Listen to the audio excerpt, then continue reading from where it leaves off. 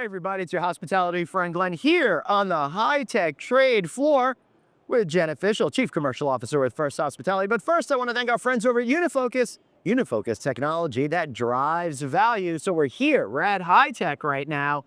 It's extremely humid. Forgive my frizzy hair over there. So we got that. Explain.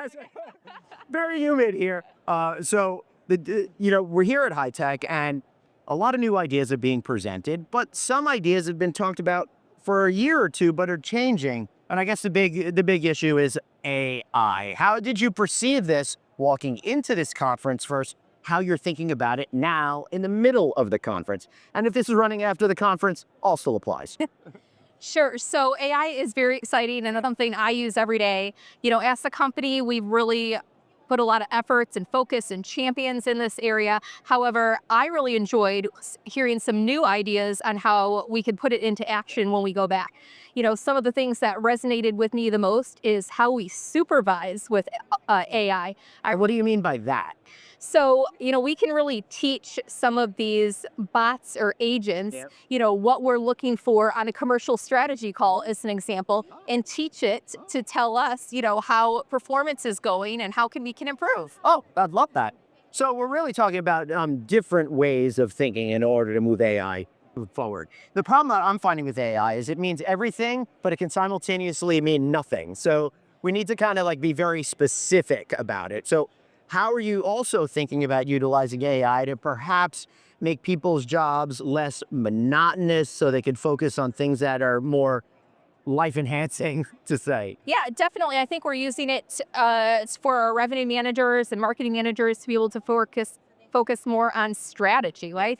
So it's really easy to input data in there and then tell it what you're looking for, ask for insights, and it's really been remarkable things that it can see that we haven't seen that we can now put into action and have a conversation on versus just repeating the data. Okay, so we're in a weird, wonky period of the economy. Nobody's really sure what's happening, and I find that summer travelers are not yet pulling the trigger to go. I would say I'm fully confident they will go, but there's a little much wait and see right now, right? So it was also set against a backdrop of it's getting harder to push prices. How do you think you're going to utilize technology to make that easier for you to find the right customers at the right time and get them to be able to organically spend more money?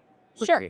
Well, I would say it's a combination and a partnership between marketing and revenue management. Right. So, I think we have to be forward thinking, and marketing they help touch the customer first, right? When you're trying to build awareness. So I think it's bringing marketing, more into the conversation with revenue than we ever have before. Compiling the data, what are the results showing versus what we need, and putting that into action. How do you break down those silos? Because in a lot of companies, marketing is over here, and then the rest is over here, and they never kind of communicate. Sure. Well, if you could see everyone, we are all here together as a unified commercial. Yeah, so you're on the other side of the counter, no less. So one of our big focuses this year, has been taking the old traditional revenue strategy calls and truly evolving into a commercial strategy call where everyone has a seat on the call: marketing, revenue management, operations, and of course, sales. And it's really great to see the collaboration and short term and long term. I think that's really where we move the needle. Totally. She's not saying this, but I'm saying this. Then they can't tell you they weren't part of the process. So you get their buy-off. Right. Okay. All hands at the table. Everyone gets more responsibility, which I think drives the entire business forward because everybody's on the same page and came to an agreement as opposed to being told what's going to happen. Yeah, exactly. If they have a seat at the table, they're more likely to do their part and buy it. I absolutely love it. Anything else you want to add? No, I was thinking a lot about marketing and how the economy is inconsistent, right? And we're not sure. And I keep thinking, how do we grow RevPAR index at our hotels? And I think one of the big advantages we have at First Hospitality is a dedicated marketing team where I look at some of our competitors and what I see is, they assign the marketing duties to revenue management, or they say the director of sales and marketing is going to do it. However, there is a need for experts in this area. I mean, there are so many different areas of marketing from, social media to being website experts to SEO. So we built a team that I really think is going to get us to the next step.